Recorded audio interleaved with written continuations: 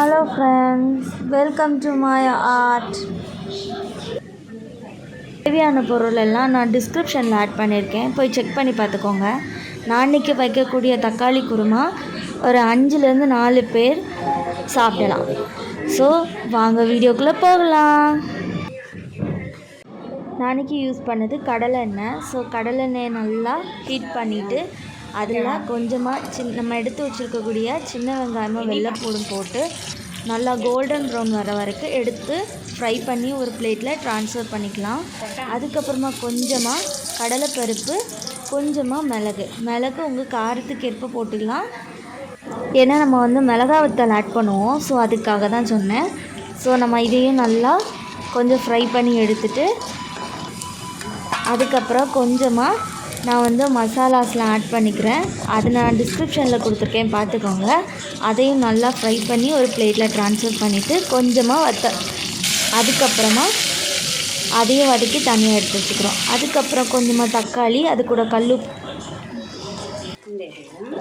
கொஞ்சமாக தேங்காய் துருவலும் கருவேப்பிலையும் நான் அந்த தக்காளி கூட ஆட் பண்ணிக்கிறேன்.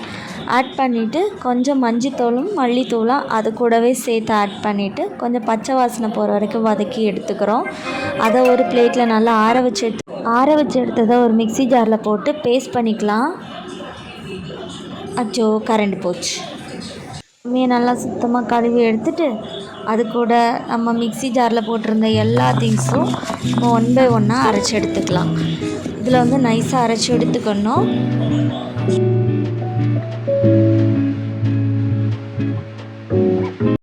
மிக்ஸி ஜாரில் போட்டு அரைக்கிறத விட அம்மியில் அரைச்சி சாப்பிட்டா இதோட ரொம்ப டேஸ்ட்டாக இருக்கும், ஒரு தனி டேஸ்ட்டு கிடைக்கும்.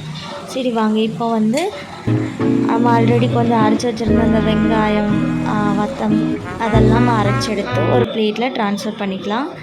பாருங்கள், இந்த மாதிரி. அதுக்கப்புறமா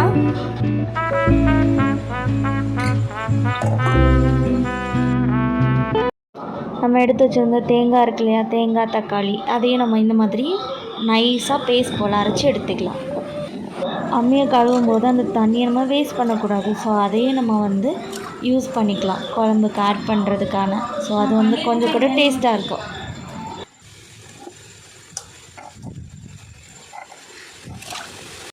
தனித்தனியாக அரைச்சி வச்சுருந்த மசாலா எல்லாம் நல்லா மிக்ஸ் பண்ணுற மாதிரி நல்லா கலக்கி எடுத்துக்கலாம். அதுக்கப்புறமா கொஞ்சமாக பேனில் கடுகு போட்டு கொஞ்சம் கடலைப்பருப்பு ஆட் பண்ணி அது நல்லா கோல்டன் ப்ரௌன் ஆனதுக்கப்புறமா கொஞ்சம் மிளகா வத்தலும் கொஞ்சம் கருவேப்பிலையும் ஆட் பண்ணிக்கிறோம். அது நல்லா ஃப்ரை ஆனதும் கொஞ்சமாக வெங்காயம் ஆட் பண்ணிவிட்டு போல் ஆனதுக்கப்புறமா வதக்கி எடுத்ததுக்கப்புறமா நம்ம ஆல்ரெடி கரைச்சி வச்சுருந்த அந்த மசாலா கலவையெல்லாம் ஆட் பண்ணி அதில் கொஞ்சமாக தண்ணி ஊற்றி அதையும் நம்ம நல்லா கலக்கி எடுத்துக்கிறோம். இப்போ அதை கொதிக்க விட போகிறோம். அதுக்கு கொஞ்சமாக மல்லி இலையும் எடுத்து வச்சுக்கிறோம்.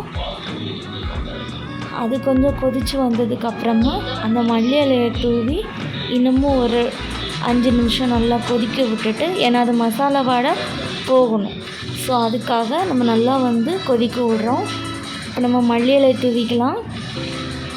தூவி முடித்ததுக்கப்புறம் சுட அந்த குழம்பு கூட சோறு கூட நம்ம வச்சு சாப்பிட்லாம்.